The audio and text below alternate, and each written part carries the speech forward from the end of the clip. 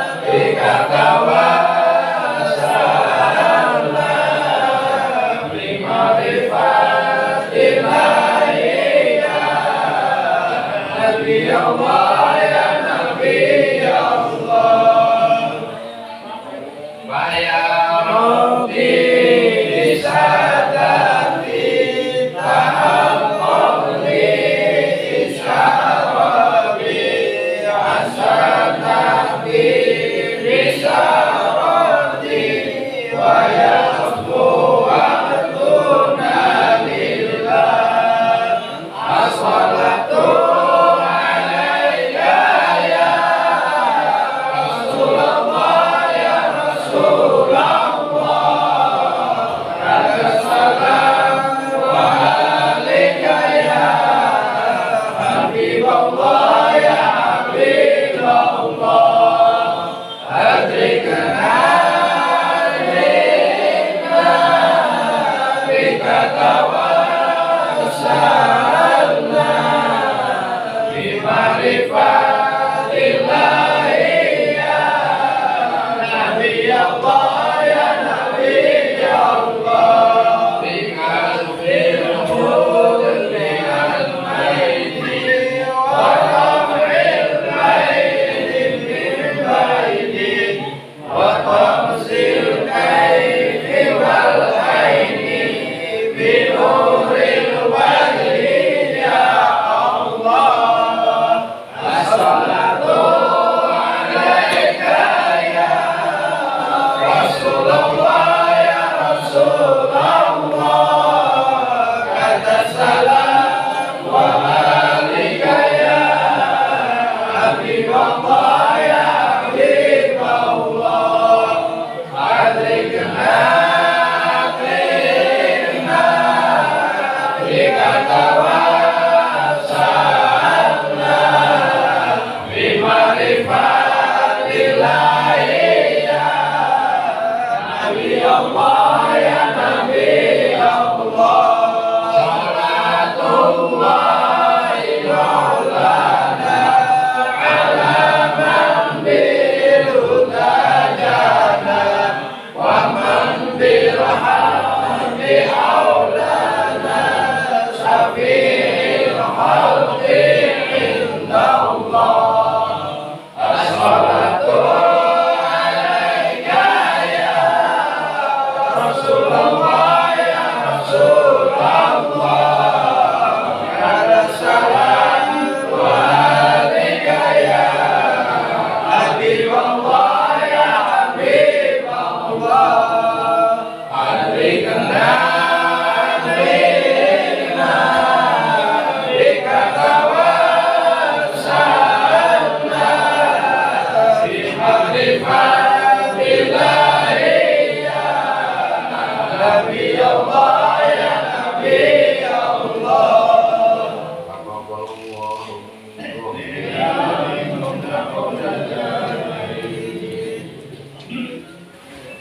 Ibu para saudara rahimahullah, alhamdulillah kita telah selesai membaca wirid kewajiban. Mudah-mudahan dengan demikian kita akan mendapatkan ridho dari Allah Subhanahu wa taala. Allahumma amin. Ibu dan saudara rahimahullah, yang terakhir ingin saya sampaikan adalah bahwa ketika kita membaca hadis ataupun makalah ulama yang menyatakan tentang fadilah, keutamaan membaca ini dan itu, misalnya sholat sekian rakaat akan menjadi begini, membaca surat Yasin akan begini, membaca surat Kahfi akan begini, semua itu merupakan janji dari Allah melalui Nabi kita Muhammad SAW yang berarti nyata.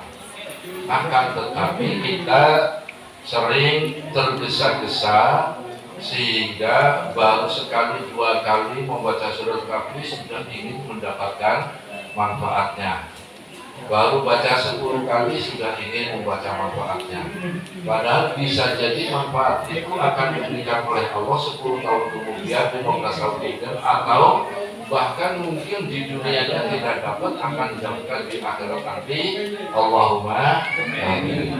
Jadi supaya kita tidak tergesa-gesa, maka kita ketika membaca apapun yang bersifat janji-janji dari Allah melalui hadis, itu bukan kita mendustakannya, kita meyakini pasti nyata, hanya kita harus bersabar dan kita belokkan. Yang penting adalah kita mendapat ridha dari Allah Subhanahu wa taala.